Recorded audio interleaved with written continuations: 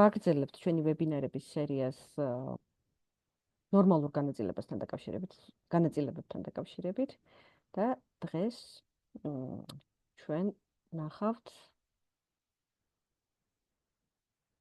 შევხედავთ კიდევ ერთხელ ჩვენს Galton boards. და ჩვენ მიერ ჩამოყრილ ბურთულებს. ამ შემთხვევაში ვნახავთ სხვა Galton boards-ზე ბურთების ჩამოყრის პროცესი. როგორც ნახეთ, ბურთები ჩამოყრილი არის რაღაც გარკვეული ზარისებური ფორმით. და წინდა შეხვედრაზე ვახსენეთ, რომ ეს არის საკმარისად ნორმალური განაწილება. გაზიარებას სხვანაირად შევთავ.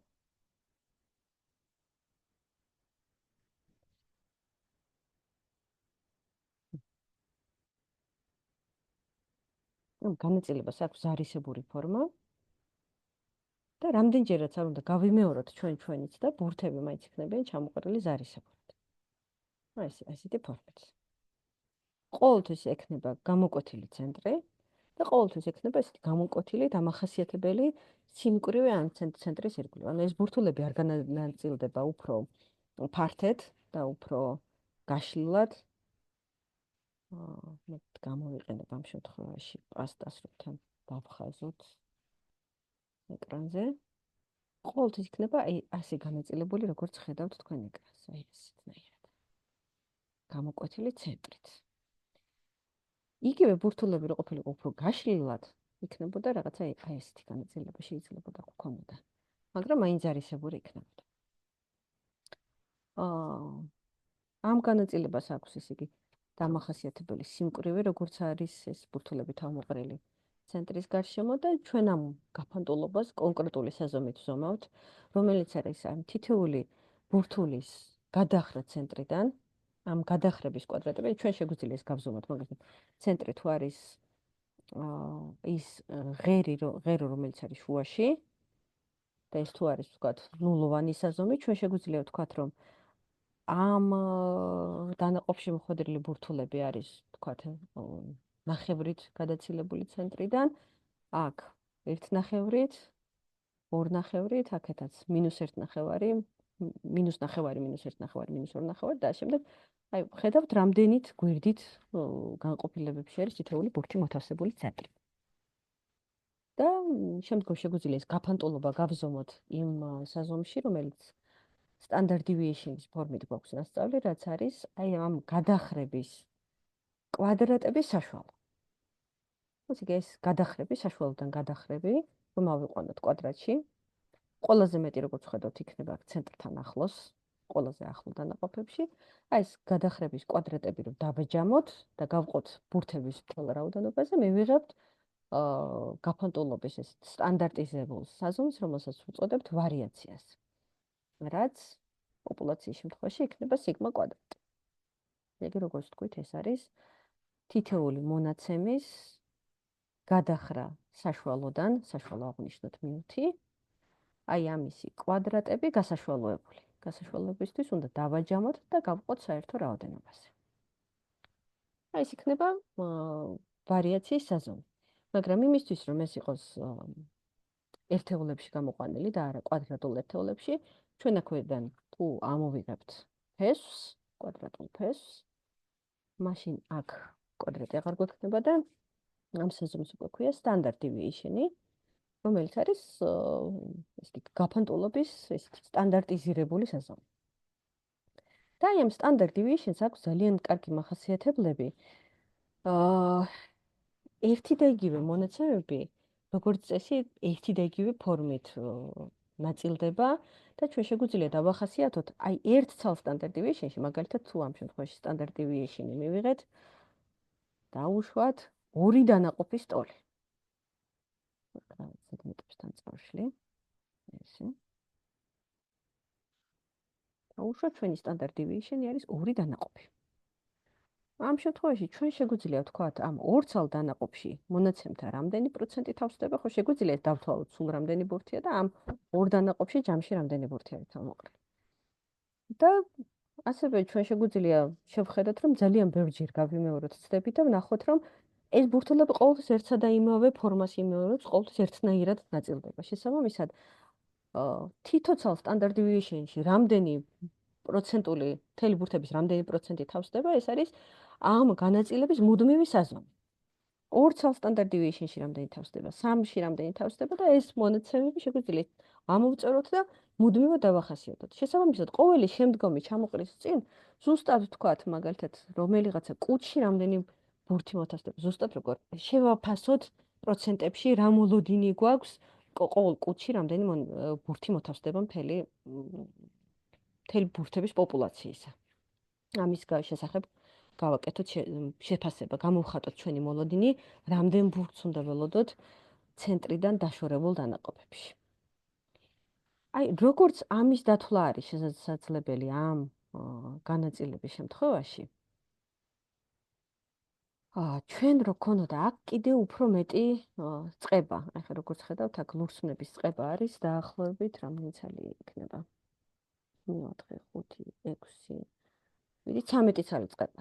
13-ის ნაცვლად რომ იყოს ეს ბურთები, ეს ლურსმნები 30 ცალი, მაშინ ამ გზას, რომელსაც თითოეული ჩამოვარდნილი ბურთი გაივლის, სანამ დანაყოფებში განაწილდება, იქნება საკმარისად ბევრი იმისთვის, რომ ვთქვათ, რომ აი ეს განაწილება კიდევ უფრო მეტად სტანდარტიზირებული და კარგად შესწავლილი ფორმის არის და აი 30-ის ზემოთ ფაქტიურად ზუსტად შეგვიძლია განსაზღვროთ, რამდენ ცალ სტანდარტ დივიეიშენში რამდენი ბურთი თავსდება. იმიტომ რომ რაც უფრო მეტ გზას გაივლის ბურთები, მით უფრო ნორმალური განაწილების, ეს სტანდარტიზირებული, კარგად შესწავლილი განაწილების ფორმას იღებს და აი ამ განაწილების ამ შესწავლილ ფორმას უწოდებთ გაუსის განაწილებას, ან ნორმალურ განაწილებას. ის არის ძალიან კარგად ნაცნობი, კარგად შესწავლილი და ზუსტად ვიცით, რამდენ სტანდარტ დივიეიშენში რამდენი ბურთია.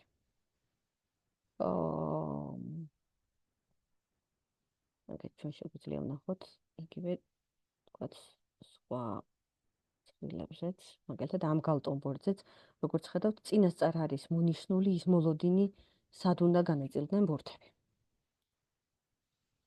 ეს იგი ამ ნორმალურ განაწილებას აქვს ესეთი კარგი მახასიათებელი, რომ თუ ჩვენთან სახელზე არის ეს ნორმალური, ანუ გაუსის განაწილება, ჩვენ მისი დახასიათება შეგვიძლია მხოლოდ ორი პარამეტრით. და ეს ორი პარამეტრი ჩვენთვის არის აბსოლუტურად საკმარისი. ერთი პარამეტრი არის, სად მდებარეობს ამ განაწილების ცენტრი და მეორე პარამეტრი არის, რამდენი არის მისი სტანდარტ დივიეიშენი. ეს ორი მონაცემი აბსოლუტურად საკმარისია იმისთვის, რომ შევაფასოთ,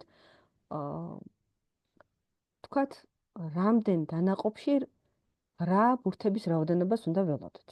ბუნებრივია თითო ჩამოყრაზე აქ იქნება გარკვეული ცდომილებები, მაგრამ ბევრი ცდის შემთხვევაში ეს მონაცემები დავინახავთ, რომ ეს მონაცემები საკმაოდ ახლოს არის აი ამ შეფასებასთან.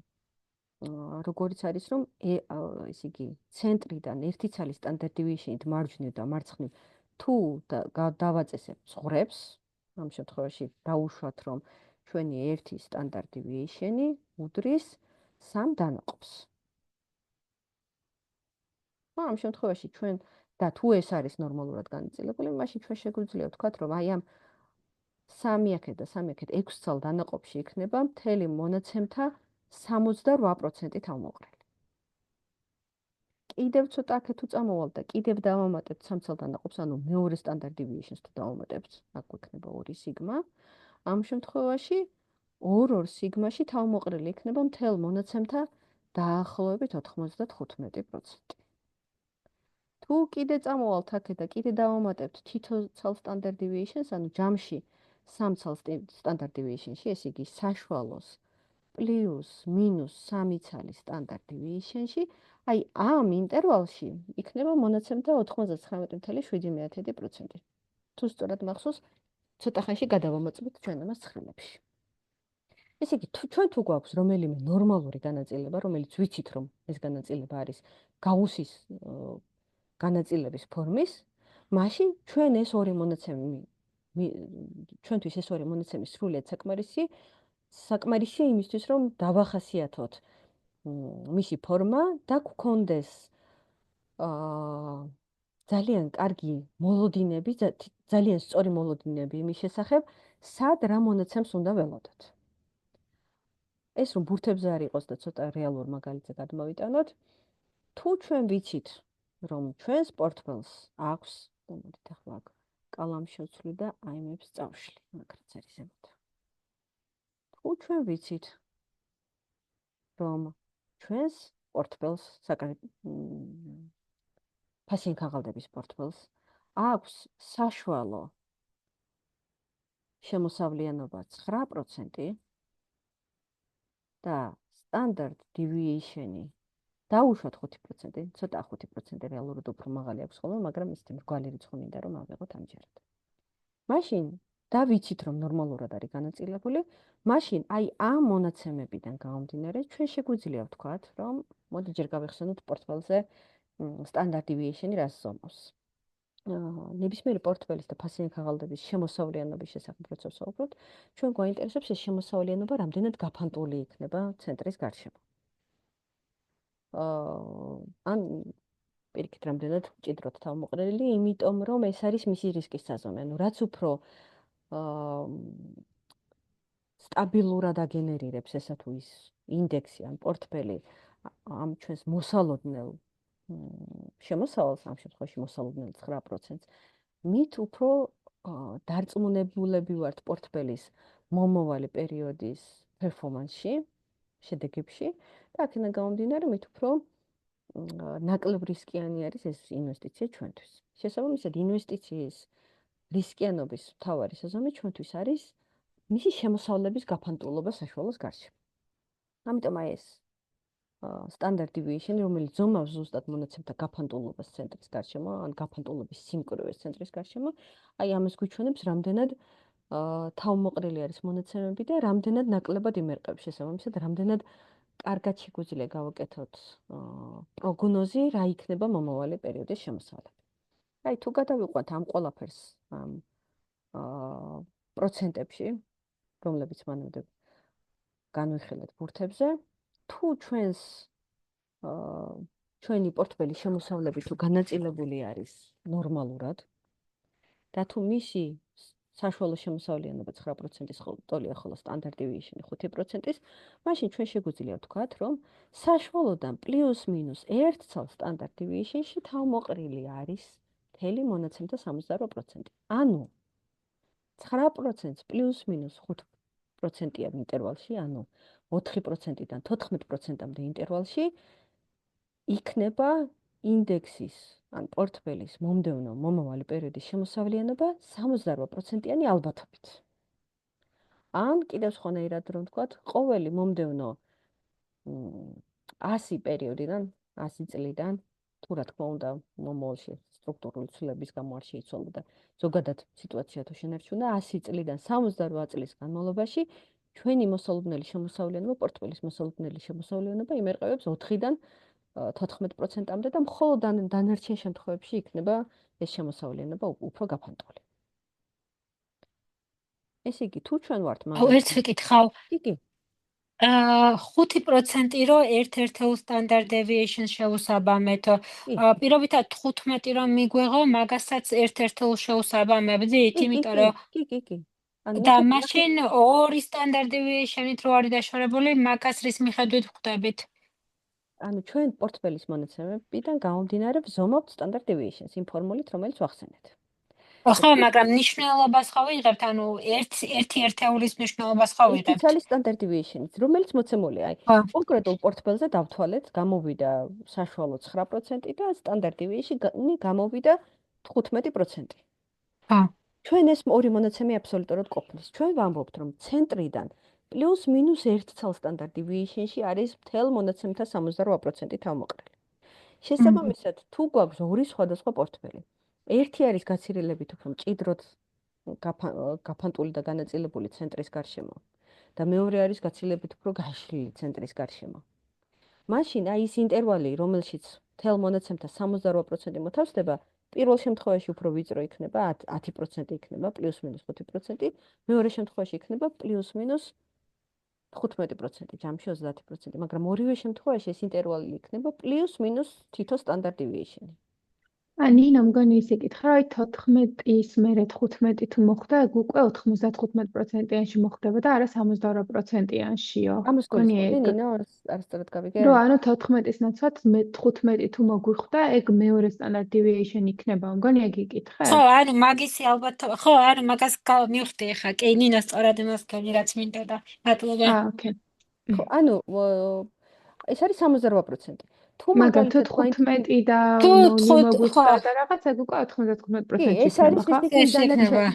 ხო, სულ ხო. ხო. ჩვენ შეგვიძლია ვთქვათ, რომ ეს იგი 68% შემთხვევებში თუ არის 4-დან 14-მდე, ეს იგი დანარჩენი. ხო, ის დანარჩენი. კი, მივხვდი ხა გავიაზრე. კი, 32% გვრჩება იმისთვის, რომ და მათ შორის 16% გვრჩება ალბათობა იმისთვის, რომ 14%-ზე მაღალი იყოს შემოსავლები. და კიდევ კიდევ 16 ხო? 68 34, 16, ხო? 16% გვაქვს ალბათობა, რომ 14%-ზე მაღალი იყოს შემოსავლები და კიდევ 16% გვაქვს ალბათობა, რომ 4%-ზე დაბალი იყოს ამ ინდექსის შემოსავლიანობა. აი ამ 14%-ში ხდება ის შემთხვევა, როდესაც პორტფელის შემოსავლიანობა დაჯდა 15%.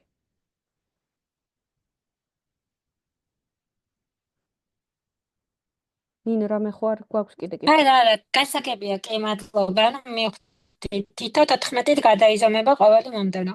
ამ დიაპაზონი და მაგის მიხედვით გადანაწილდება, გავიგე. ანუ თითო 14-ით არა, თითო 5%-ით. თითო 5-ით, ხო, ანუ რასაც მივიღებთ გადახრას, მაგით კი. ხო, ანუ standard deviations, რასაც მივიღებთ, ნინო გაწყდა ხმა? ნინო? ეხლა ისმის ბოდიში. კი, ახლა ისმის. ანუ standard deviations, რასაც მივიღებთ, ის არის ერთეულის შუალედი, ხო ესეა? კი, ერთეული ინტერვალი არის. ინტერვალი, ხო, დიახ. კი, ერთეული ინტერვალი და ჩვენ გვაქვს აი ეს ცოდნა, რომ ცენტრიდან ერთეულ standard deviation-ში, ოღონდ თითო-თითოში, ანუ ჯამში 2 ცალ standard deviation-ში თავმოყრილია მონაცემთა 68% და თუ უფრო დარწმუნებითი პროგნოზი გვინდა გავაკეთოთ და 68% არ ყოფნის. აი, გვინდა გავაკეთოთ პროგნოზი, რა იქნება ჩვენი მომავალი პერიოდის შემოსავალი, არა 68%-იანი ალბათობით, არამედ 95%-იანი ალბათობით, საიდან სადამდე იქნება. რას არ ჩამოცდება ქვემოთ და რას არ აცდება ზემოთ. ამ შემთხვევაში ჩვენ შეგვიძლია კიდევ თითო ცალი standard deviation-ით წამოვიდეთ მარცხნივ და მარჯვნივ და უკვე ვთქვათ, რომ 2 ცალ standard deviation-ი მარცხნივ და მარჯვნივ თავმოყრილია მთელ მონაცემთა 95%. აი ეს ანუ 10 რო იყოს standard deviation, ხო ესეა? უბრალოდ standard deviation-ი მაინც 5%-ია, მაგრამ ინტერვალი ხო, გახდა. ხო. ხო. ანუ -1%-დან +19%-მდე ინტერვალში უკვე თავმოყრილი იქნება მთელ მონაცემთა 95%. კიდე უფრო სერცენ თუ გვინდა ვიყოთ კიდე უფრო მეტად დარწმუნებულები მომავალში, შეგვიძლია კიდე ნინო 19 რატოა ბოდიში და 20 რატო არ არის? 9 + 2,5%. ვნახეთ, ესე იგი, ჩვენი მიზანი არის, რომ მიუს პლუს-მინუს 1 ცალ სტანდარტი მივხვდი. საშუალო არის 9% და ხო, ანუ 2-5 რო დაემატება. გავიგე. ესე იგი, მიუს პლუს-მინუს 1 ცალ სტანდარტ დევიეიშენში არის თავმოყრილი მონაცემთა 68%, მიუს პლუს-მინუს 2 ცალ სტანდარტ დევიეიშენში თავმოყრილი არის მონაცემთა დაახლოებით 95%, მიუს პლუს-მინუს 3 ცალ სტანდარტ დევიეიშენში თავმოყრილია თუ სწორად მახსოვს მონაცემთა 99.7% და მერე უკვე აღარ არის ინტერესო 3 ცალს როგორც წესი არ ვწდებით ხოლმე. ანუ ჯამში 6 სიგმას. ნახეთ, ჯამში ეს არის 6 სიგმა ინტერვალი. 6 სიგმა ინტერვალი საკმაოდ დიდი ინტერვალი არის და სტანდარტულ განაწილებას აქვს 6 სიგმა, ხო, ჯამში? სტანდარტული განაწილება ცდება 6 სიგმასაც. უბრალოდ ნახეთ რამდენად მცირე ხო, დიდ ფარას. ხო, ანუ 3 სიგმას ზემო და 3 სიგმას ქვემოთ ეს ნორმალურ განაწილება აქაც ვხედავთ და მაინც დავიძენ რომ არის სიმეტრიული განაწილება. რამდენიც ნინო, მარჯვნივ, იმდენი კი, მოწევს. კი ბატონო, ერთს დავაზუსტებ, ანუ განაწილება სტანდარტული არის თუ არა, ნორმალური არის, რიგ ნორმალური. შემთხვევაში, ხო, ნორმალური არის თუ არა, ეგ ძირითადად მოცემული იქნება თვითონ პირობაში, რომ განაწილება ნორმალურია, თუ არა, მაშინ ჩვენგან საზომი არის, რომ თუ საშუალო მოდა და მედიანა ერთმანეთს ემთხვევა, მაშინ არის არა, ცოტა სხვა არა, სხვანაირად, ხო.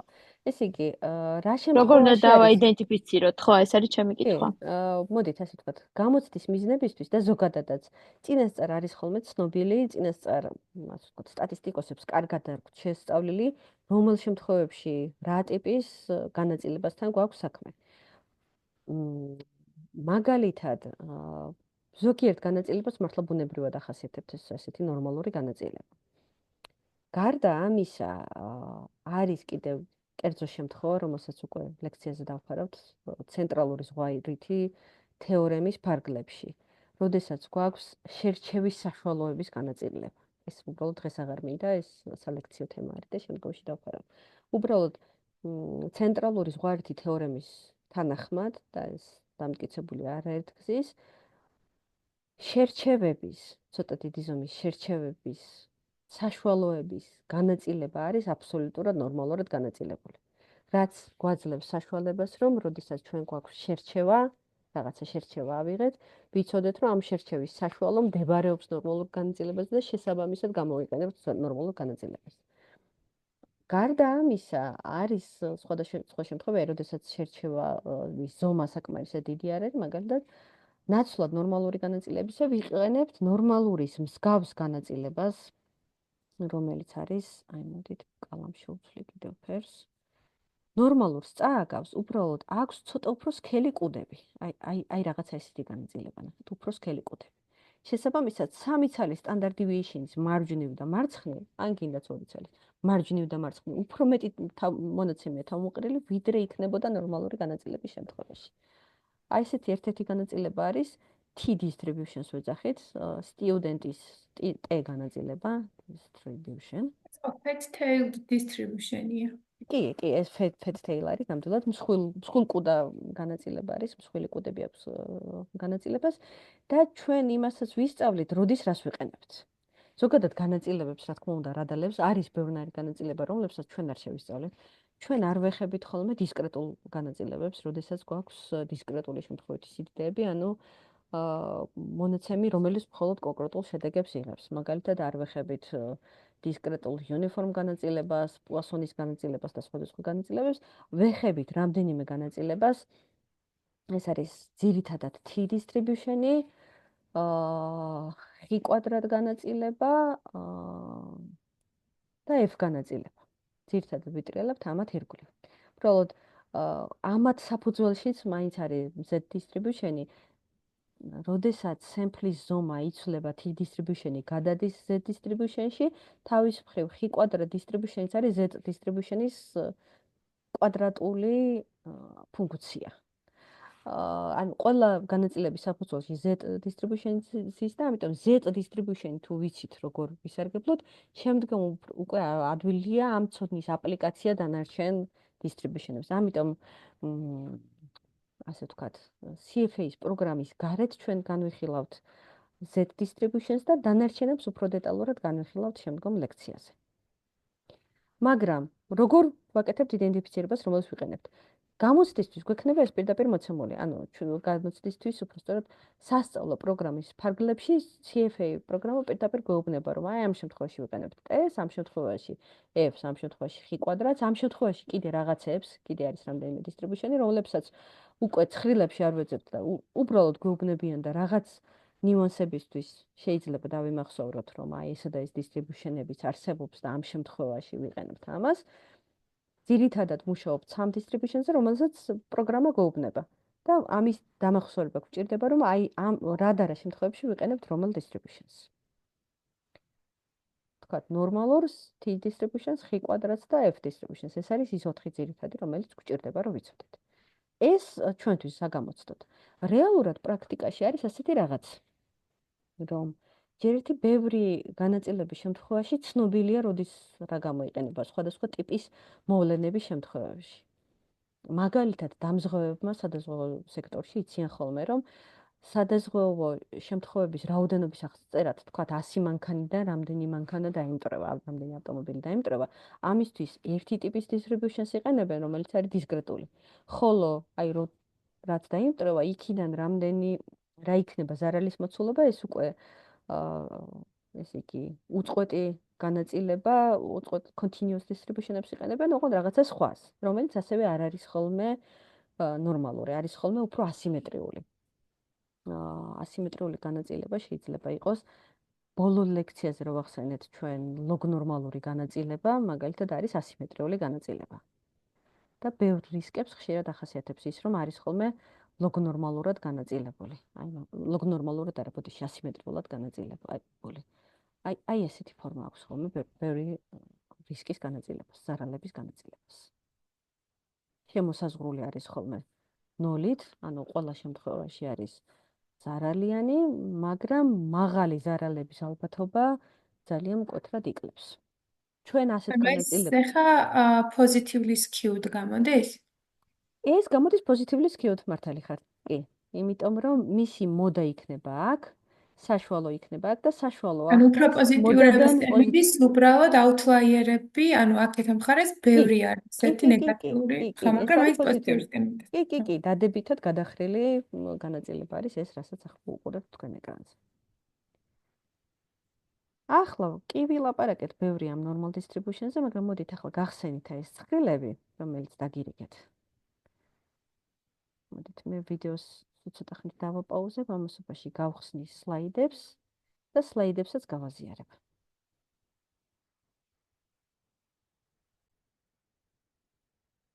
გავაკეთებთ. ესე იგი. აგერ ჩვენი ნორმალური distribution-ი, რომელშიც როგორც ხედავთ, გვაქვს რაღაც მიუ, ცოტა კალამი ისე ვავიღოთ აქაური. ესე. რაღაც მიუ გვაქვს. გვაქვს რაღაცა სიგმები და თითოეულ სიგმაში მონაცემთა რაღაც პროცენტი და ჩვენ ვთქვით, რომ ეს არის მონაცემთა 68%. აი თუ გადავალთ ახლა შემდეგ სლაიდზე, აქ არის ზუსტად ეს პროცენტები მოცემული.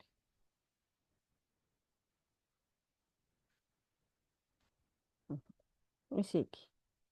ახლა რას გვეუბნება, რომ საშუალოდან ერთსალ სტანდარტ დივიეიშენში მარჯვნივ და მარცხნივ თავმოყრილი მონაცემთა 68%. ესე იგი, აი ამისი ფართობი არის აი ამ მთელი ფართობის, რაც არის აი ამ bell shape curve-ის ქვემოთ, მთელი ფართობის 68%. ორცალ სტანდარტ დივიეიშენში, აი აქედან აქამდე არის მთელი მონაცემთა დაახლოებით 95%. აი ეს. აი ამისი ფართობი არის 95%. ხა თქვენ შეგიძლიათ შეხედოთ, რომ ზუსტად ორებზე არის ის. უფრო ზუსტად 95% არის -1.96 და +1.96 სტანდარტ დივიეიშენებს შორის. თუმცა პლუს-მინუს 2 ცალი სტანდარტ დივიეიშენი კარგ აპროქსიმაციას, კარგ მიახლოებას იძლევა. თუმცა იგი პლუს-მინუს 2 ცალ სტანდარტ დივიეიშენში მთელ მონაცემთა დაახლოებით 95%-ია თავმოყრილიო. სამ ცალში თავმოყრილიაო, სამი არ წერია, რომ 99% თავმოყრილია 2.58 ცალ სტანდარტ დივიეიშენში. მე რამდენადაც მახსოვს, სამ ცალში უნდა იყოს 99.7%. ანუ როგორც ხედავთ, რაც უფრო მეტს ვუმატებთ, უფრო და უფრო ცოტა ემატება, იმიტომ რომ უფრო და უფრო პატარა ფართობია დამატებითი, აი რაც არ უნდა ბევრი დაუმატოთ, ბევრი სტანდარტ დივიეიშენი, უფრო მეტ confidence აღარ გვაძლევს მონაცემთა მოცვის თაობაზე. იმიტომ რომ 2.56-მა, 2.58-მა სტანდარტ დივიეიშენმა მარცხნივ და მარჯვნივ უკვე მოიცვა მთელ მონაცემთა 99%. და ზუსტად ასე ვერასდროს ვერავალთ, ახლა რამდენიც არ უნდა დაუმატოთ აქეთ, ეს curve გამოგრძელდება, მაგრამ არასდროს არ შეეხება და არ გადაკვეთს ამ ჰორიზონტალურ ხაზს.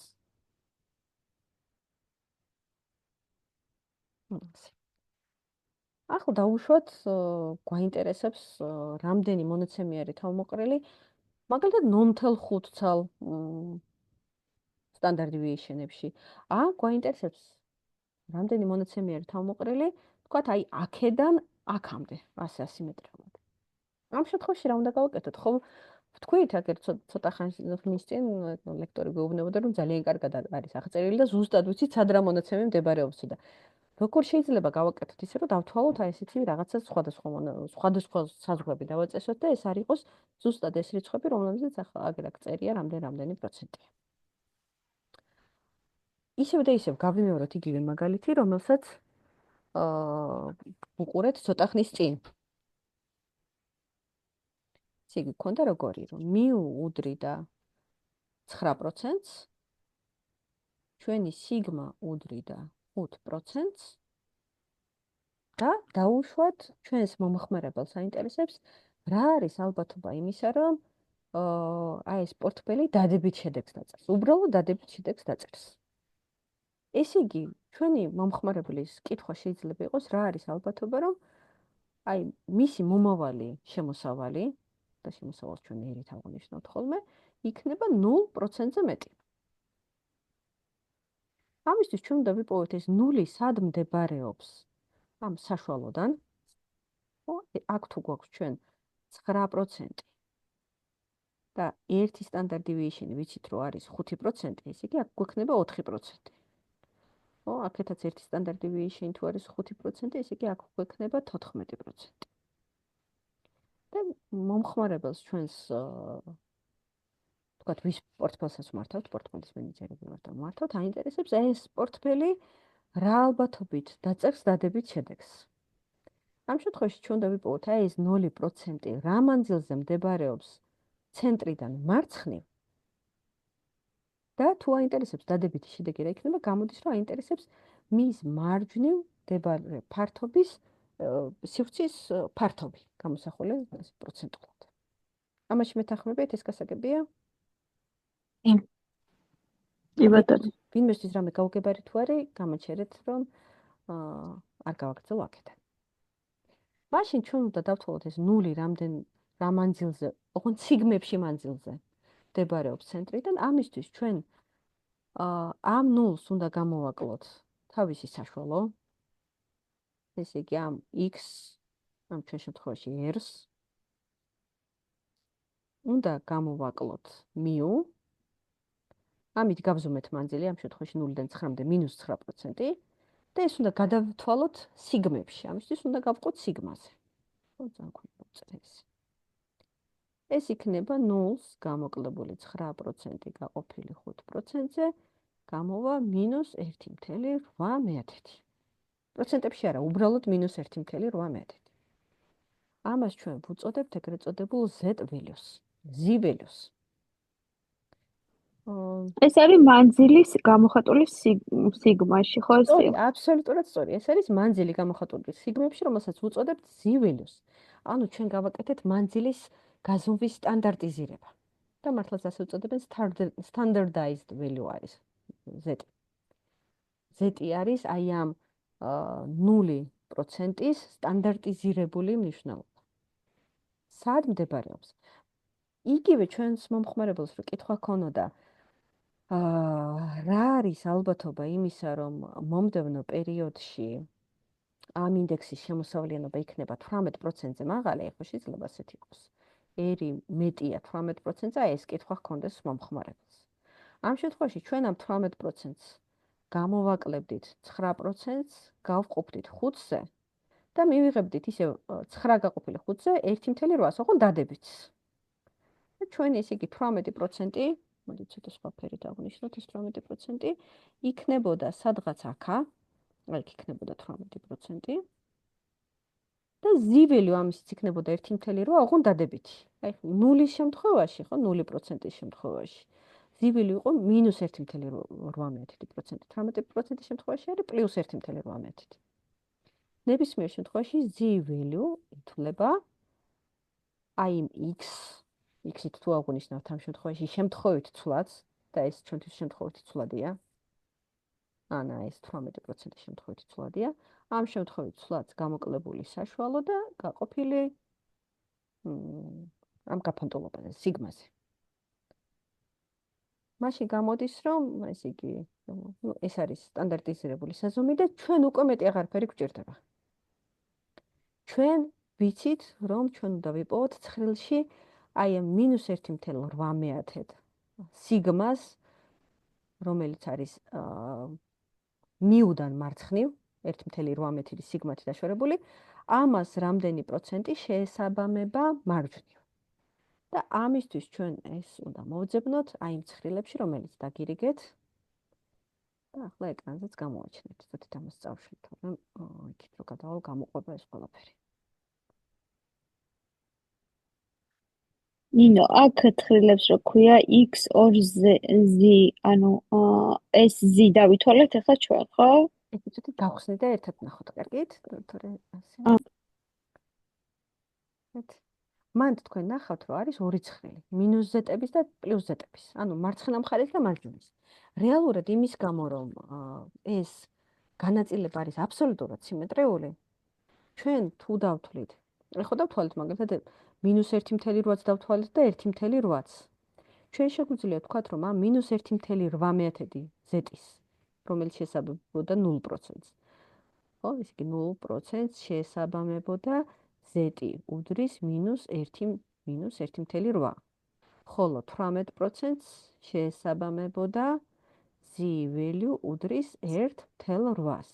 ჩვენ შეგვიძლია ვთქვათ, რომ -1.8-ის მარჯვნივ ზუსტად იმდენი მონაცემებია, რამდენიც 1.8-ის მარცხნივ. ან -1.8-ის მარცხნივ ყუთში იმდენივე მონაცემი იქნება, რამდენიც 1.8-ის მარჯვნივ ყუთში. ხოლო ბატონო, ნორმალურ განაწილებაში. კი, რეალურად ნებისმიერ სიმეტრიულ განაწილებაში ეს არის, რომ რაც გვაქვს მარცხნივ, იგივე მეორდება მარჯვნივ. უბრალოდ ნორმალური განაწილების შემთხვევაში ამას ვეძებთ ჩვენ ამ კონკრეტულ ცხრილში და აი ახლა მოდი მივიდეთ, ნახოთ ცხრილი. გადავიდეთ და შევხედოთ ცხრილს, რომელიც მაქვს აგერ გახსნილი. აი ასე. ესე იგი ნახეთ, როგორც თქვით, ჩვენ აქ გვაქვს ყველაფერი მქონია გახსნილი. დადებითი ზეტები და უარყოფითი ზეტები. მოდი, დადებითს ჯერ გავეშვეთ, იმიტომ რომ ჩვენ უარყოფით შევყურებდით. და z ცხრილი მინუს ზეტებისთვის გვიჩვენებს, ესე იგი გვიჩვენებს მის მარცხნივ მდებარე ფართობს. ესე იგი, რა არის აქ მოცემული? აქ ჩვენ გვაქვს ასეთი რაღაცა. მინუს ზეტი ხო თქვით, რომ შუიდან მარცხნივ მდებარეობს, ხო? აი აქეთ. ხო? როდესაც ზეტი ნაკლებია 0-ზე. ამ ცხრილში ახლა რასაც უყურებთ, მოცემული არის აი ამ ზეტის მარცხნივ მდებარე დასტრიხული ფართობი. რამდენი ფართობი? მაგალითად, ზეტი როცა არის -1.8. მაშინ ჩვენ ამ ცხრილში მოვძებნით აგერ -1.8-ს, -1.8-ს და ვხედავთ, რომ -1.8-ის მარცხნივ ყუთში თავმოყრილია მონაცემთა 3.59%. ესე იგი, ეს ცხრილი ჩვენ გვიჩვენებს რას? ამ ცხრილის პერიმეტრზე, აი, მარცხნივ და ზემოთ არის z მნიშვნელობა. ანუ მანძილი ცენტრიდან გამოსახული სტანდარტ დევიეიშენებში. ხოლო ცხრილის მთელი შიდა სივრცე გვიჩვენებს ამ შესაბამისი z-ის მარცხნივ მდებარე ფართობს გამოსახულს პროცენტებში. აი, მაგალითად, ეს ნიშნავს, რომ აი ამ z-ის, რომელიც არის, ნახეთ, -0.9 და 6. ესე იგი, -0.96 z უდრის -0.96-ის მარცხნივ მდებარეობს მთელ მონაცემთა 16.95. აი მას გვეუბნება ეს.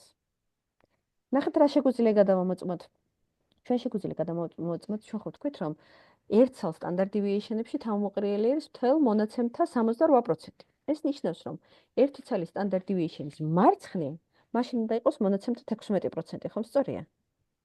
რატო? იმიტომ რომ ეს ხო სიმეტრიული განაწილება გვაქვს, ხო? მაინც აგერ ავხსნათ. შესაბამისად აქ თუ 68%-ია, რაკი სიმეტრიულია, 32 თითეულში ნახევარ. იქნება 34, შესაბამისად აქ იქნება 16. აქაც იქნება 16. რაკი ჩვენ ცხრილი ზომავს ამ წერტილის მარცხნივ მდებარე ფართობს, შესაბამისად, როცა z უდრის -1-ს, ცხრილში უნდა იყოს 16%. ხო, ნახოთ, z უდრის -1-ს. შესაბამისად 15.87. ან თითქმის 16%. ზუსტად 16 არ ყოფილა, 16-თან ახლოს ყოფილა. მეორე მხრივ ნახეთ, მაგის წინ რაც არის, რომელიც არის 0.99, იმას შეესაბამება 16 და 11. მოკლედ, დაახლოებით ეს არის, რომ აი ამ წერტილზე, რომელიც არის 1 სიგმათი მარცხნივ, ამ წერტილის მარცხნივ არის მთელ მონაცემთა 16%.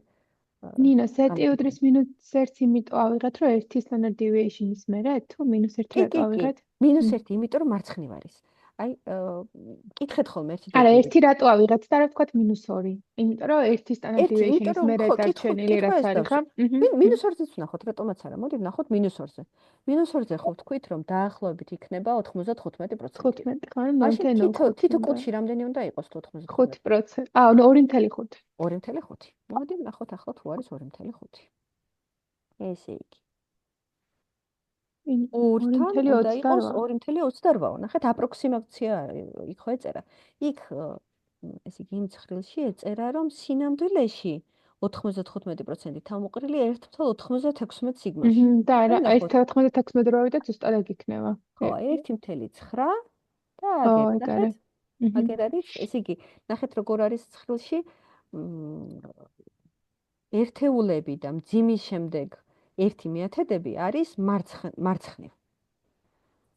ვერტიკალზე, ხო, აი, ეგ იყო ჩემი კითხვა ზუსტად რა, ანუ ვერტიკალზე რაც არის, ეს ჩვენ რაც გამოთვალეთ ზუსტი ისინი ხო, ანუ ეს z-ი არის ზუსტი, უბრალოდ ეს აქეთ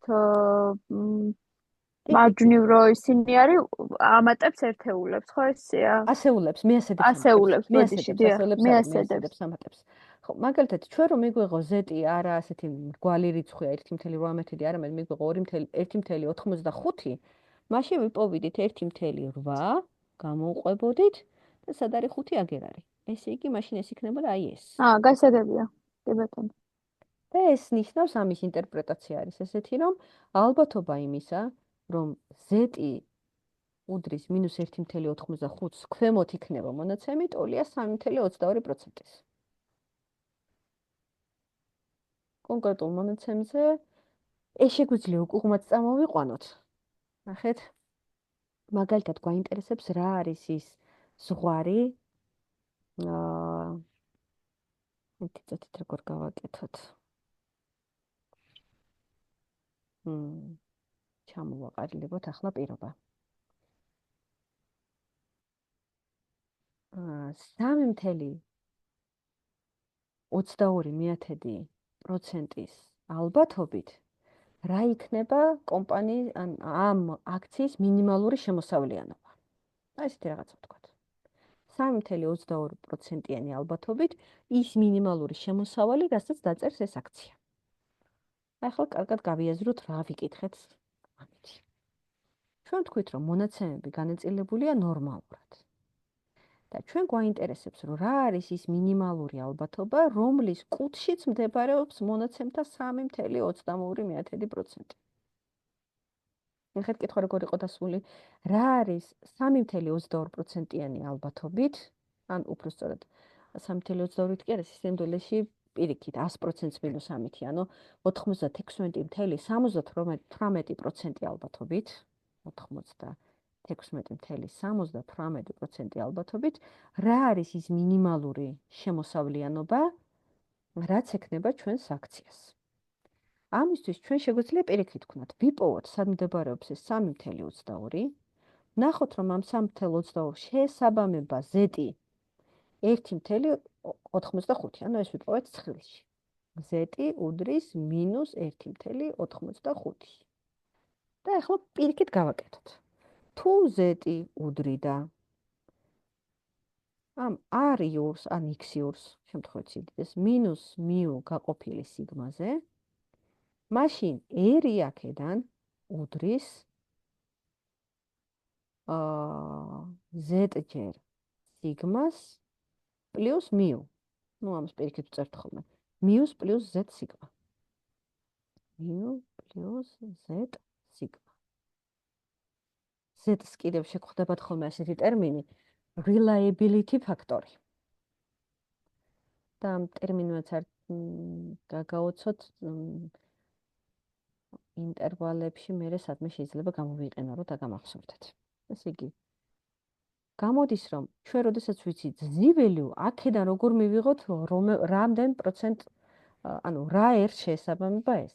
მაშინ ჩვენ უნდა ჩავსვათ, ძალიან დავტვირთით ეკრანი, მაგრამ დავასრულოთ. გამოდის, რომ ჩვენი ერი, ტოლი იქნება, მიუხვო იყო 9%. 9%-ს z იყო მინუსით. ბოდის გიხდით?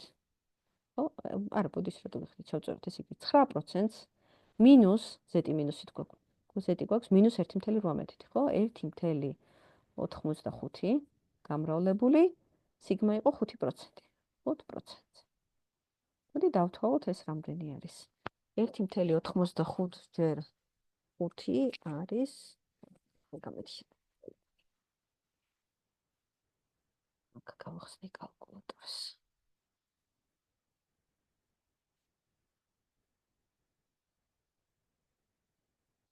ესე იგი 1.85 გამრავლებული 5-ზე ეს მინუს ნიშნით და ამას პლუს 9 მინუს 0.25%. ის უდრის მინუს 0.25%. ანუ კიდევ ერთხელ რომ გავმარტოთ, რა მივიღეთ ჩვენ? ჩვენ მივიღეთ, რომ ამ პორტფელის ალბათობა იმისა, რომ ამ პორტფელის შემოსავლიანობა ჩამოწდება მინუს 0.25%-ს, აი ამის ალბათობა ტოლია 3.22 თქვით, ხო? რამდენი შეესაბამებოდა ჩვენს 1.85-ს? ერთი წუთით, ხო, 3.22 შეესაბამებოდა. ანუ ამისი ალბათობა, რომ პორტფელის შემოსავლიანობა ჩამოწდება მინუს 0.25%-ს, ტოლია 3.22%-ის. ახლა ერთი-ორ მაგალითი გავაკეთოთ, რომ ეს გაჩნდეს. პრაქტიკის მეტი ამას არაფერი არ უნდა, ბევრი პრაქტიკით ეს ყველაფერი ჩნდება, თან სხვადასხვა ტიპის ამოცანებზე გავაკეთებთ.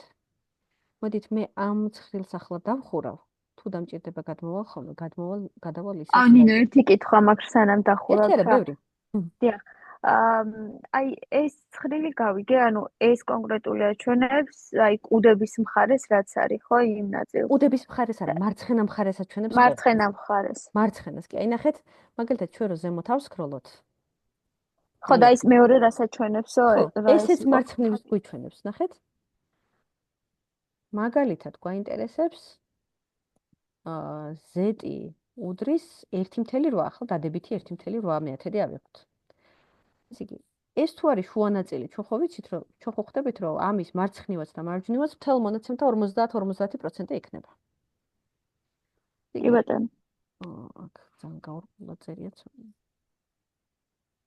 ანუ ის ქვედა იყო მარცხენა აქაც მარცხენა ნახევარის, ხო? ორივე შემთხვევაში ცხრილი გვიჩვენებს ამ კონკრეტული z-ის მარცხნივ მდებარე ფართობს. უბრალოდ ვინაიდან აქ გვაქვს დადებითი z-ები, ნახეთ, საწერია z მეტია 0-ზე, თვის არის ეს გრაფიკი. ხო? ამიტომ ყველა მონაცემი ამ ცხრილში უკვე იქნება 50%-ზე მაღალი. იმიტომ რომ z არის დადებითი. ცენტრიდან მარჯვნივ მდებარეობს, შესაბამისად მისგან მარცხნივ მდებარე ფართობი იქნება, მოიცავს ამ 50%-ს და კიდევ რაღაცას. ესე იგი, დადებითი z-ისთვის მისგან მარცხნივ მდებარე ფართობი ყოველთვის არის 0.5-ზე მეტი. და მართლაც შევხედოთ, ნახეთ, ყველა მონაცემი 0.5-დან იწყება და იზრდება. ხო? კი ბატონო, ეს არის დადებითი z-ისთვის. კი, ხო, ეხლა ვირია ქვედა რას აჩვენებს, მაშინ ისევ ხა იგავირია. მეორე ცხრილი რას აჩვენებს? მოდით სხვა ფერით აღვნიშნოთ აქვე. ის გვიჩვენებდა უარყოფით z-ს. ოღონდ მაინც მარცხნივ მდებარე ფართობს. აი ეგეთ ფართობს. ამიტომ იქ ყველა მონაცემი იყო 0.5-ზე ნაკლები. და ნინო უარყოფითი 3.22% რომ იყო ალბათობა იმის რომ ჩამოწდებოდა -0.25%. ანუ დანარჩენი 96.78 რას გვეუბნება, რომ 96.78 ალბათობაში? ისე 96.78%-იანი ალბათობით ამ პორტფელის შემოსავლიანობა მეტი იქნებოდა ვიდრე -0.25-ზე მეტი იქნება. პირიქით რაც დარჩება, ხო? ანუ კი. ნახეთ, ჩვენ იგივე შეგვიძლია აქაც ვნახოთ ამ ცხრილიდან ისე. რეალურად ცოტა გაწაფული როცა ხარ, ორივე ცხრილი არ გჭირდება, ერთი ცხრილი აბსოლუტურად საკმარისია. იმიტომ რომ ჩვენ როგორც ესე იგი -1.80 როგორც -1.85 ზეტზე ვიპოვეთ მარცხენა კუდი, ჩვენ შეგვიძლია ვნახოთ 1.85 კუდზე, აი აქეთა ფართობი და უნდა მივიღოთ ზუსტად 96.78. აბა სად არის? 1.8. ხო არის 96. всё, ანუ ეს დადებითი აღმოჩნდა იმ 62%-ის მერე აქეთ რაც ვრჩება კუდი იმათში. სიმეტრიული განაწილება. ზუსტად იმიტომ რომ სიმეტრიული განაწილება. კი ბატონო, ანუ ერთი ცხრილი ამ შემთხვევაში ქვედა ცხრილია ორივე ჩვენ ეს მარცხენა მხარეს. მხოლოდ მარცხენა ყველა მხარეს. ვარიანტში შეიძლება თითქმე მოინიშნოთ, იმიტომ რომ კარგი იქნება ამას რომ ესეთი ის კონდეს გრაფიკი, რასაც მე აქვს ხაზა, რომ მარცხენა მხარეა პირდაპირ აქ წარწერია. კი. შვეზერში შეიძლება ეწეროს სხვათა შორის. ორივე აღნიშნავს მარცხენა მხარეს, რას ნიშნავს? ერთი ხო აქედან მარცხნივ უარყოფითი, მეორე მარჯვნივ. ორივე შემთხვევაში დადებითი ზეტის ან უარყოფითი ზეტის მარცხნივ მდებარე ფართობს გვიჩვენებს. უბრალოდ უარყოფითი ზეტისთვის ეს მარცხნივ მდებარე ფართობი არის 50%-ზე ნაკლები, დადებითი ზეტისთვის მისგან მარცხნივ მდებარე ფართობი არის 50%-ზე მეტი. მაგრამ ორივე შემთხვევაში არის აი ამ ზეტის მარცხნივ მარცხნივ ფართობი. აი ლურჯით ახლა ჩვენ ვხედავთ. ლურჯით ამ გრაფიკზე ვხედავთ დადებითი ზეტის მარცხნივ მდებარე ფართობს, რომელიც არის 50-ზე მეტი. ხოლო წითლით ჩვენ ვხედავთ უარყოფითი ზეტის მარცხნივ მდებარე ფართობს, რომელიც არის ამ შემთხვევაში 50% ნაკლები, ანუ ნახევარზე ნაკლებია. ის 96.78% აღმოჩნდა ხო იმ ლურჯ ნაწილში და 3.22 წითელ ახაზულს. შესაბამისად, აი ეს თუ არის ერთი და იგივე მანძილი და ორივე თუ არის 1.85. ოღონდ აქეთ -1.85, აქეთ +1.85. აი ამის მარცხნივ რამდენიც არის ამ -1.85-ის მარცხნივ, ანუ 3.22. იგივე იქნება ამის მარჯვნივ, ხო? ხო და ეგ რაღაც აღნიშნავს იქითა მარჯვნივ. ამით არაფერს არ აღნიშნით. აღნიშნულში რას გულისხმობ, მარიამ? რა ამოცანაში იძლევა? აი რა შესახით, რომ აი 96.78 ხო არის ლურჯი ხაზები, სადაც იწყება მარცხნივ და იქით რაც რჩება მარჯვენა ნაწილი, ეგ რას გვეუბნება? ეგ ამ ცხრილში არ არის, ამ ცხრილში არ არის. კითხვა თუ იქნება ასე დასმული, მაგალითად, რა არის ალბათობა იმისა, რომ ამ ინდექსის შემოსავლიანობა იქნება 18.25%-ზე მეტი. აი ესეთი კითხვა რო იყოს დასმული, ხო?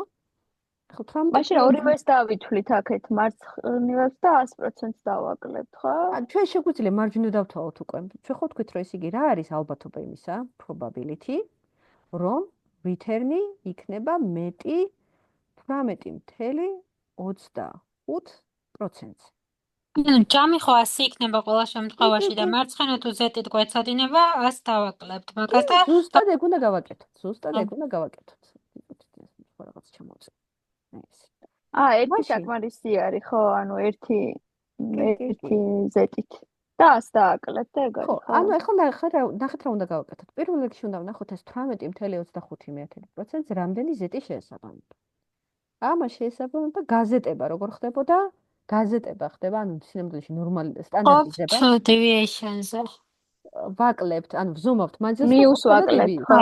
კი. ესე იგი ამ შემთხვევაში ჩვენს R-ს, რომელიც არის 18 და 65, უნდა გამოვაკლოთ μ, რომ გავზომოთ მანძილი და შემდგომ ეს გაზომილი მანძილი უნდა გადავიყონოთ სტანდარტ deviation-ზე, ხო? ჩვენ შემთხვევაში იქნება 18.25 - 9, რაც არის 9.25, 9.25% გაყოფილი 5%-ზე არის 1.85. უკვე დადებითი. და 1.85-ის, ეს ხომ მოწესრიგებული გვაქვს 1.85 რაც არის. 1.85-ის მარცხნივ მდებარეობს მთელი მონაცემთა 96.78%. შესაბამისად, მე თუ თქვენ პირიქით გკითხეთ, რომ რა არის ალბათობა, რომ ამ ინდექსის შემოსავლიანობა 18.25-ზე მეტი იქნება, ისე მე თქვენ გკითხეთ, ამის მარჯვნივ რამდენი მდებარეობს, რისთვისაც ერთს უნდა გამოვაკლო უკვე 96.5. აი იმ 3.22%-ს, რომელიც იყო ალბათობა, რომ Z იყო -1.95-ზე ნაკლები. ხო, ნახეთ, შეგიცვალეთ, კუდი შევცვალეთ და იქ რო გკითხეთ ალბათობა, რომ რა არის ალბათობა, რომ ამ ინდექსის შემოსავლიანობა -0.25-ზე ნაკლები იქნება, ამის ალბათობა იმდენივეა, რამდენიც ალბათობა, რომ ამ ინდექსის შემოსავლიანობა +18.25-ზე მეტი იქნება. რატომ? იმიტომ, რომ ეს ორივე წერტილი, -0.25 და +18.25, ცენტრიდან ერთი და იგივე მანძილში მდებარეობს. Standard deviation-ებში გაზომილშიც ერთსა და იგივე მანძილზე და მდებარეობს. თვითონ 18.25 რო იყო ეს, მაგას ექსაიდან გამოვითვალეთ? ეს მე ჩემთვის ჩუმად დავთვალე. ხო, იგივე რომ მივიღეთ მეთქი ზუსტად. იგივე რომ იმეღო მაგისთვის დავთვალე და მაგიტო დავწერე 18.25.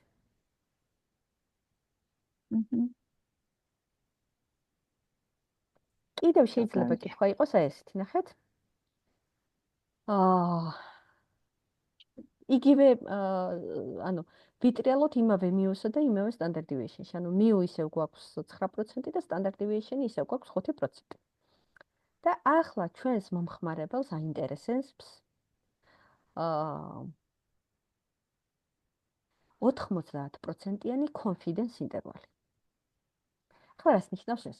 ესე იგი, ჩვენს მომხმარებელს აინტერესებს 90%-ის ალბათობით რასა და რას შორის იქნება მისი პორტფელის შემოსავლიანობა. ხო, ეს არის ცოტათი განსხვავებული ამოცანა, ვიდრე აქამდე მithქოს. მოდი ახლაც კიდევ ერთხელ წავშალოთ ეს ყველაფერი. რაც აქ არის. და ჩამოვაყალიბოთ ეს ამოცანა. ვინც ჩუმად ხართ, იმათაც გესმით, ანუ ონლაინ ლექციები ცოტა ამიტომ არ მიყვარს, რომ სახეზე ვერ გხედავთ ეკრანს უყურებ და კი, მესმის. ხო? ამ შემთხვევაში, ანუ 90-თან ყველაზე ახლოს რომელიც არის, ეგ უნდა ავიღოთ going-on-tain. აი, standard deviation-ი უნდა ვიპოვოთ პირიქით და მაგით გადავზომოთ უკუღმა რამდენ პროცენტს მივიღებთ. აი, ახლა ვნახოთ. ესე იგი, პირველ რიგში უნდა გავზომოთ, რას ვაკეთებთ. მოდი ვნახოთ. დავიწყებთ ისევ დახაზვით. ესე იგი, ჩვენ გვაქვს აი ესეთი განაწილება, ნორმალური განაწილება, რომელსაც აქვს ასეთი მიუ უდრის 9%-ს და ჩვენს მომხმარებელს აქვს კითხვა 90%-იანი confidence interval-ი, ანუ 90%-იანი საიმედოობის ინტერვალი, ასე ითარგმნება ქართულად. საიმედოობის ინტერვალი გამიზომეო, ანუ მითხარი 90% ალბათობით, რასა და რას შორის იქნება ჩემი მონაცემი. ისე იგი, ჩვენ თუ სადმე კითხვა შეგხვდა confidence interval-ზე, ეს ნიშნავს, რომ ჩვენ გვეკითხებიან ინტერვალის საზღვრებს, საიდან სადამდე იქნება 90%-იანი საიმედოობით მომავალი პერიოდის შემოსავლიანობა. ესე იგი, ნახეთ, ეს რას ნიშნავს, რომ უნდა ვიპოვოთ ისეთი ინტერვალი, რომლის შიგნითაც იქნება მთელ მონაცემთა 90% და თუ ვიპოვით აი ამ საზღვრებს, ჩვენ შეგვიძლია ვთქვათ, რომ 90%-იანი ალბათობით მომდევნო პერიოდის შემოსავლები იქნება აქედან აქამდე, ანუ ჩავარდება ამ ინტერვალში. ამ ლოგიკას მიყვებით, რაც აღვწერე. ბატონო, ხო? ესე იგი, 90 ნებისმიერი x%-იანი confidence ინტერვალი ნიშნავს იმას, რომ აი ამ confidence-ით 90%-იანი confidence-ით, ანუ ალბათობით, რასა და რას შორის მოხდება ჩვენი მომდევნო პერიოდის შემოსავალი. რა მონაცემს უნდა ველოდეთ ამ ალბათობით, აი ამას ნიშნავს confidence interval-ი.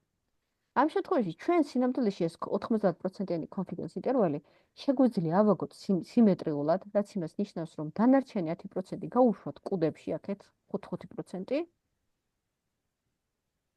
არა იდეალურ შემთხვევაში პრინციპში შეგვიძლია სხვანაირადაც გავანაწილოთ. ხო, მაგალითად 7.5 აქეთ, 2.5 იქეთ და მაინც 90%-იანი confidence interval-ი გვექნება. მაგრამ confidence interval-ს აგებენ ხოლმე ესე სიმეტრიულად დაგებენ ხოლმე. ესე იგი, ჩვენ უნდა ვიპოვოთ აი აქ რომ 45% იყოს და აქაც რომ 45% იყოს, აი აქაც 45% რომ იყოს, ამათ რა საზღვრები შეესაბამება აქეთ იქით. აი ეს საზღვრები უნდა ვიპოვოთ. და შემდგომ ეს საზღვრები უნდა გადავზომოთ უკვე ინდექსის პროცენტებში. ჯერ ეს საზღვრები უნდა ვიპოვოთ ზეტებში. ამისთვის 0.45-თან მიახლოებული. ხო, ესე იგი უნდა ვიპოვოთ 0.45-ის. ნახეთ, ჩვენ საით ვართ? ჩვენ რა ვთქვით, რომ ჩვენს ცხრილში მოცემული არის რაღაცის მარცხენა მხარე. მდებარე ფართობი. ახლა ნახეთ. რა არის აქ ტრიკი? ტრიკი არის ის, რომ ჩვენ უნდა ვიპოვოთ ისეთი წერტილი, რომლის მარჯვნივ იქნება 5% და შესაბამისად მარცხნივ იქნება, აი ეგ მთლიანად იქნება 95%. ანუ 90%-იანი ზეტიკი უნდა ვიპოვოთ, 95-იანი უნდა ვიპოვოთ. იმიტომ რომ და მე დავაკლებთ იმ 5. კი, მე დავაკლებთ იმ 5-ს, იმიტომ რომ 90%-ს შუაში თავმოყრილ 90%-ს თითო კუჩი შეესაბამება 5%. და ეს ცხრილები მუშაობს თითო კუთხზე. ყოველთვის მუშაობს იმ კუთხზე, რომლის მარცხნივ ფართობსაც ზომავს. მაშინ, თუ ჩვენ მუშაობთ აქეთა კუთხზე, ჩვენ უნდა ვიპოვოთ ისეთი ზეტი, რომელსაც შეესაბამება მის მარცხნივ მონაცემთა 95%. პროცენტებს ჩვენ ვეძებთ არა პერიმეტრზე, არამედ შიგნით. მაშინ ნახოთ, სად არის 95%. სად არის 95% და არის ამათ შორის, ნახეთ. ზუსტად ამათ შორის. 1.75. 1.64 და 5-ია. ნახეთ, ზუსტად ამათ შორის არის თავმოყრილი. ეს მოთავსებული. იგი 1.64 და 5 შორის 1.64 და 5. აი ამას შეესაბამება მის მარჯვნივ 5%-იანი კუდი. მაშინ ამას თუ შეესაბამება მის მარჯვნივ 1.5%-იანი კუდი, ზუსტად იმდენივე -1.645-ს უნდა შეესაბამებოდეს ისეთი ზეტი, რომლის მარცხნივაც იქნება -5%. მოდი აი ჩამოვიდეთ ახლა ქვემოთ და ვნახოთ, რომ რასაც სწორად ვამბობ და სწორად მივყვებით ლოგიკას. ნახეთ. გამოვყვეთ ცხრილს, ჩამოვიდეთ უკვე მინუსებში. თუ მინუსებში ვართ, ჩვენ ვთქვით, რომ რაღაცები თუ უწავშალო ყველაფერი აგვერდაგვერია. ჩვენ მინუს ცხრილში ვუყურებთ 45 გვაქვს. თუ ეს ვქნათ, ხო, ესე იგი მინუს ცხრილში ჩვენ გვაინტერესებს, მაშინ აქ ხო იყო 5%-იანი კუდი. ჩვენ ახლა გვაინტერესებს -5%-იანი კუდი. ესე იგი ჩვენ უნდა ვიპოვოთ -5% სად მდებარეობს. -5% სად მდებარეობს. აი გემოდის 50%-დან და იკლებს და 5% არის 5. ისევ აქ, ნახეთ? ამათ შორის. ამას რა შესაბამება? -1.645. რაც ბუნებრივია, ანუ 5% მარცხნივ და 5% მარჯვნივ, ეს არის თანაბარი დაშორება, იმიტომ რომ ეს ხო სიმეტრიული განაწილებაა. შესაბამისად 1.645 ცალი სიგმათი მარჯვნივ და 1.645 სიგმათი მარცხნივ არის ის ინტერვალები, რომლის მარცხნივ და მარჯვნივ არის 5%-იანი კუდები. ესე იგი, ჩვენ თუ შეგვიძლია გადავზომოთ 1.645 ცალი სიგმა რამდენია და ჩვენს მიუს ეს მიუმატოთ და დავაკლოთ, ჩვენ ვიპოვით ინტერვალს, რომელშიც მოყვება მთელ მონაცემთა 90%. ეს გასაგებია? მოდით, კიდევ ვთქვათ, არ არის კი, პრობლემა. კი, გასაგები. მაგრამ მაინც ცოტა იმეშვები არ ვარ ძალიან დარწმუნებული რომ ესე იგი, ნახეთ რა იყო 1.645 ცალ ზეტს შეესაბამებოდა კუთხში 5%. ეს ნიშნავს იმას. მოდი ამას წავშლი და ცოტა კარგად დავხაზოთ. ცოტა ლამაზად დავხაზოთ და ცოტა მოდი დიდად დავხაზავ. ამას გადავაწეროთ თავზე. ეს არის ჩვენი normal distribution, ხო, აი ესეთი. რომელსაც აქვს სადღაცას მიუ. ეს ცხრილი ამბობს, რომ მიუდან 1.645 სიგმათი მარცხნივ მდებარეობს ის ზღვარი, რომლის მარცხენა კუთხეც თავმოყრილია მონაცემთა 5%. ამას რა ამბობს? ამას ამბობს ის, რომ ჩვენ მივიპოვეთ 5% სად მდებარეობდა, იყო ამასა და ამას შორის, რომელსაც შეესაბამებოდა z1.645 ამათ შორის. 1.74 და 1.75 ნახევარი, ზუსტად შუა წერტილი. ეს იგი z-1.645-ზე და z რას ნიშნავს, მოდი ისევ გავიხსენოთ, z ნიშნავს რამდენი ცალი სიგმათი არის დაშორებული წერტილი მიუდან. აი იმას ნიშნავს z. ეს იგი 1.645 ცალი სიგმათი მარცხნივ მიუდან მდებარეობს ის წერტილი, რომლის მარცხნივაც მონაცემთა 5% არის თავმოყრილი. კი ბატონო. იგივე ვნახეთ ჩვენ ზედაცხრილზე. ოღონდ ზემოდაცხრილზე როგორ ვნახეთ, რომ გვაინტერესებდა 5%, ჩვენი ცხრილი ხო 5%-ს არ გვიჩვენებს, ამიტომ ვნახეთ 95%. შესაბამისად, ჩვენ ვიცით, რომ მონაცემთა 95% თავმოყრილია ცენტრიდან 1.645 ცალი სიგმათი მარჯვნივ მდებარე წერტილზე. აი ამ წერტილის მარცხნივ აქ არის პლუსი უკვე. ესე იგი, ცენტრიდან პლუს 1.645 სიგმათი მარჯვნივ მდებარე ზღვარის მარცხნივ, აი აქა, აი ასე რომ ავიღოთ მთლიან დრო დავშტრიხოთ, აქ უკვე თავმოყრილია მონაცემთა 95%. ეს რა შუაში. აუ ნინო, ეხა ერთშელება ვასწრებ, მაგრამ ერთ ვიკითხავ, რომ თუ მაგით მიხვდები თუ ეს გავიგე. ანუ ეხლა ეს მინუს 1.645 იმ ფორმულაში უნდა ჩავსვათ, ხო, სადაც ამ იმას ვითვლით, ანუ erс minus საშუალო გაყოფილი standard deviation-ზე, ხო? და ეგრე უნდა ვიპოვოთ აქეთ. უკვე პირიქით ჩავსვათ, კი. ხო, ხო, გასაგებია. ნახეთ თან რა გამოგვივიდა, ესე იგი პლუს 1.645, რომელიც შესაბამება აი ამ წერტილს, ხო, ახლა რაც მონიშნე წითლად. ამ წერტილის მარცხნივ მთლიანად თუ არის მონაცემთა 95%, მე თუ მინდა 90%, ამას უნდა გამოვაკლო 5%-იანი კუდი. შესაბამისად, აი აქ რაც არის ახლა, მეტად ამას დავშლი. ესე იგი, აქ იქნება მონაცემთა 90% თავმოყრილი. ხო? აი აქ. ხო იქნება? თუ ამ წერტილის მარცხნივ მთლიანად ბოლომდე უსასრულობამდე იყო 95%, ხოლო ამ წერტილის მარცხნივ 5%, თუ მინდა 90%, ამ 95%-იან მთელ სივრცეს გამოვაკლებ 5%-იან კუდს და დამრჩა აქედან აქამდე დამრჩა მონაცემთა 90%, ხო დამრჩა? კი.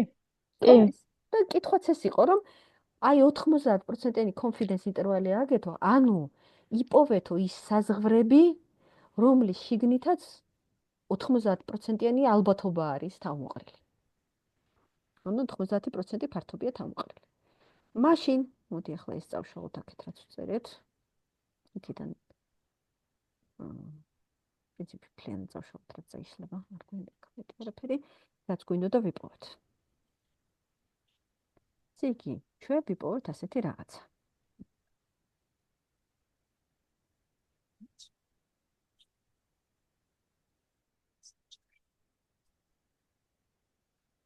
ვიპოვოთ ასეთი რაღაცა, რომ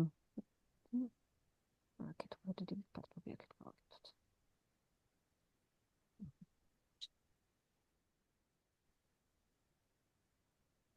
რომ 95%, ბოდიში 90%-იანი 90%-იანი confidence intervals შესაბამება პლუს მინუს 1.645 ზეტები. პლუს მინუს. რაც არის ფორმულიდან ეს არის ასეთი რაღაცა. ნახეთ? ფორმულა ამბობდა ასეთ რამეს, რომ z value უდრიდა ამ x iurs minus mu გაყოფილი სიგმაზე. გაყოფილი სიგმაზე. თუ ეს z პლუსი და მინუსია, ხო, ერთგან პლუსია და მინუსია. მაშინ აი ეს ჩვენ შეგვიძლია გადმოვწეროთ ასეთნაირად. ნუ ეს იგი x minus mu ეს არის z plus sigma, მაშინ x უდრის mu-ს ეს იგი mu-ს plus z sigma. ხო? მაგრამ ვინაიდან თვითონ z არის პლუსი და მინუსი, ჩვენ შეგვიძლია ასე დავწეროთ, რომ თუ z-ს პლუსისაც ჩავწერთ, მაშინ x არის mu-ს plus minus z ჯერ sigma. ეს არის უკვე სტანდარტიზირებულიდან რეალურ მნიშვნელობაზე გადმოსვლა. ანუ რას ვაკეთებთ? ჩვენ ვაკეთებთ ასეთ რაღაცას, რომ ამ ჩვენს mu-ს რომ დავუმატოთ, ცოტა ლამაზად დავხატოთ ეს პროფესიметრია. რომ დავუმატოთ და გამოვაკლოთ. z ცალი sigma, ეს ხო არის რაღაც sigma. უყურთ, ვიღებთ z ცალზე, ხო? z ცალი sigma. ეს თუ არის 1 sigma, აი მაგალითად ეს თუ არის 1 sigma, ეს არის z ცალი sigma, ხო? z ჩვენ შემთხვევაში არის 1.645. z ცალ sigma-ს რომ დავუმატებთ და გამოვაკლებთ, ვღებულობთ იმ საზღვრებს, იმ ინტერვალს, რომელშიც მთელ მონაცემთა 95%-ია თავმოყრილი. ანუ გავყოთ 2-ზე ალბათ, ხო? ეგ 2-ზე აღარ ჭირდება, ინტერვალს გვეკითხებიან. ჩვენ უბრალოდ 90%. ჩვენ გვკითხეს უბრალოდ ინტერვალი. ოკეი, ინტერვალი თუ გკითხეს, ხო. ანუ ნინო მივიღებთ იმას, რომელშიც 90%-ია მოქცეული და 95. 90. ჩვენ გვკითხეს უბრალოდ ინტერვალი საზღვრები. მაშინ გავაგრძელოთ და გავაკეთოთ გამოთვლა. გამოდის, რომ ჩვენი ინტერვალს ზოგადად წერენ ხოლმე ფრჩხილებში, კვადრატულ ფრჩხილებში ვწერთ იმ შემთხვევაში, თუ პირველი და ბოლო ინტერვალის საზღვრებიც შედის ინტერვალში და მრგვალ ფრჩხილებში ვწერთ, თუ არ შედის და ვინაიდან ეს არის უწყვეტი continuous random variable, ანუ უწყვეტი შემთხვევითი სიდიდე. ის კონკრეტულ მნიშვნელობებს არასდროს არ იღებს, ამიტომ ჩვენ ამ ინტერვალს ვწერთ ხოლმე მრგვალ ფრჩხილებში. ესე იგი, ჩვენი ინტერვალის საზღვრები იქნება ასე. მარცხენა მხარეს გვექნება 9%-ს გამოკლებული. იგი 1.645 ჯერ 5. მოდი დავთვალოთ რამდენია ეს. ესე იგი 1.645 ჯერ 5 არის 8.225. იგი 9-ს რომ ეს გამოვაკლოთ, ეს იქნება 0.775, ხო? ეს იგი 0. დადებითია მაინც 7.75. ხოლო მარჯვენა ინტერვალი იქნება 9-ს დამატებული იგივე, ანუ 17.225. ეს არის ჩვენი confidence interval. ანუ კიდევ ერთხელ გავიმარტოთ რა მივიღეთ. 90%-იანი ალბათობით ჩვენი ინდექსის შემოსავლიანობა ამ ინტერვალში იქნება თავმოყრილი. აუ ის 5% სად დავაკელით 95-დან ის სად გამოვრიცხეთ ამ ფორმულაში? ამ ფორმულაში აღარ გამოვრიცხეთ, ანუ ფორმულაში კი აღარ გამოვრიცხეთ, საზღვრის დადგენისას დავადგინეთ ნინო, როგორ რომ, ესე იგი 95%-იან ალბათობას შეესაბამებოდა დადებითი 1.645 ზეტი. ხოლო 5%-იან კუდს შეესაბამებოდა -1.645. და აი ეს მთლიანად თუ იყო 95 და ეს თუ იყო 5%, 90% იქნება ამ 95-ს მინუს ეს 5. ეს ხო ორჯერ არ უნდა ჩავთვალოთ. ნინო, ეს პირდაპირ პროცენტებს ვიღებთ ხო? ეხლა ანუ 7 ეს არის პროცენტი, ხო ნახეთ, პროცენტული პუნქტი, ანუ შემოსავლიანობა პროცენტებში. ინდექსის შემოსავლიანობა პროცენტებში. ალბათობის პროცენტები კი არა, ინდექსის შემოსავლიანობა პროცენტებში. ხო, პირდაპირ ინდექსის იმას ვიღებთ, ხო? კი, იმიტომ x-ის ერთეული რა იყო? x-ი არის შემოსავლიანობა და მისი ერთეული არის პროცენტები. ანუ x-ის ერთეულებში ეს უკვე გამოსახული. იმ შემთხვევითი ცვლადის ერთეულებშია გამოსახული.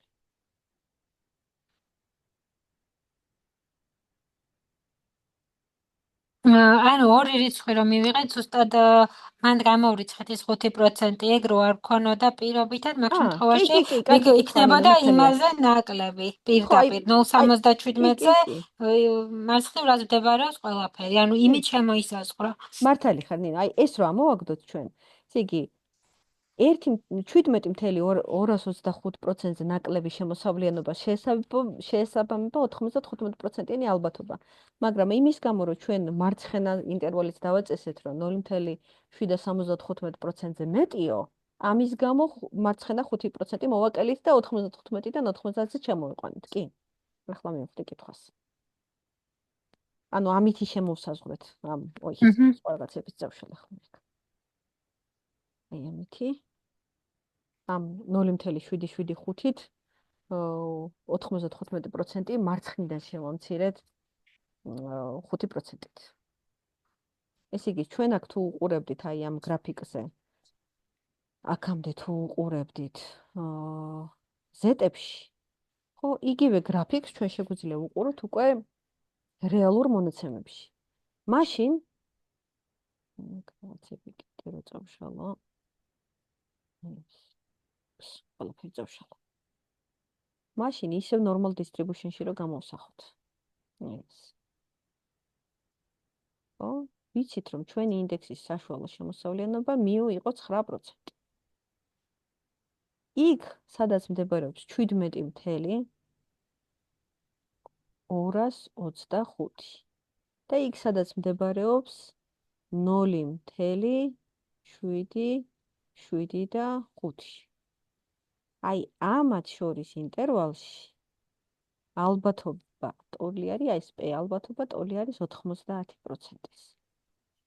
იგი ალბათობა იმისა, რომ ჩვენი მონაცემი, ჩვენი ინდექსის შემოსავლიანობა მომავალ პერიოდში იქნება 0.75-დან 17.225-მდე, ამის ალბათობა ტოლია 90%-ის. ან მეორენაირად რო ვთქვათ, 90%-იანი confidence interval, ანუ საიმედოობის ინტერვალი ჩვენი ინდექსის შემოსავლიანობისა არის 0.75-დან 17.225-მდე.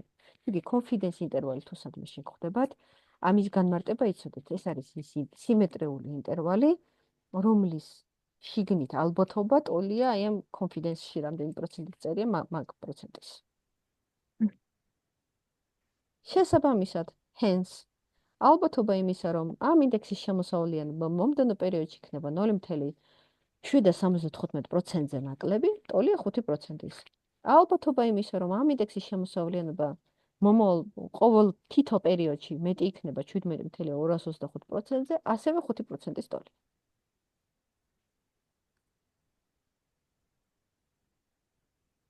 გასაგებია.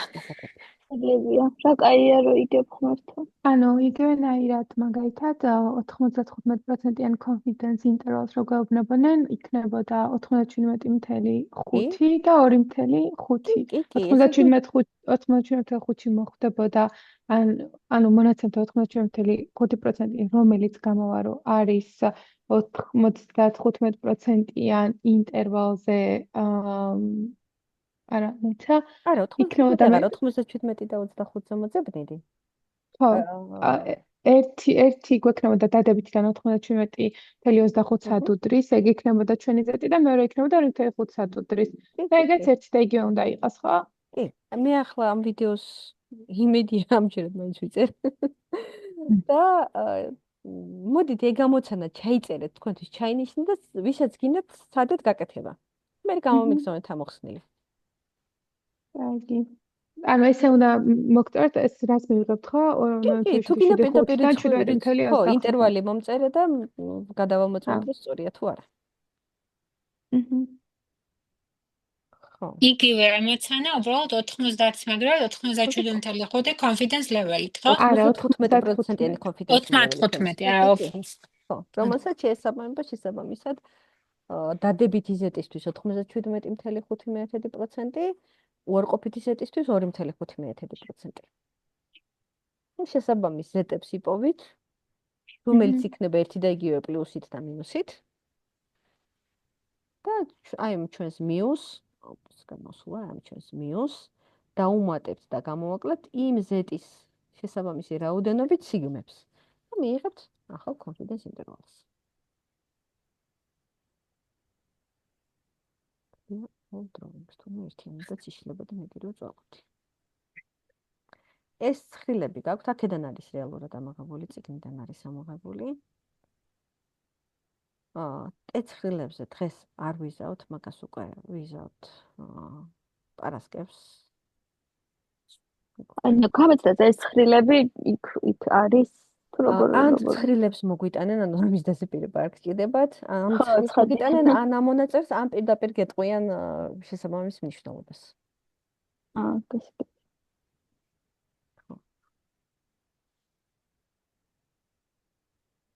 ზეტის ან ტეს და შემდეგ სხვადასხვა შემთხვევებში. და ძირითადად ამ რაღაცებში ვიმოძრავებთ შეხვედრაზე.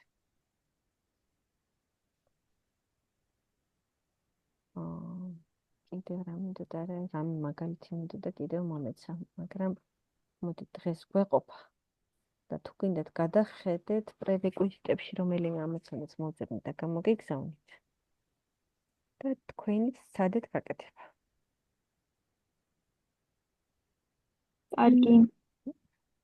მადლობა იცი რა ნია. მაინტერესებს?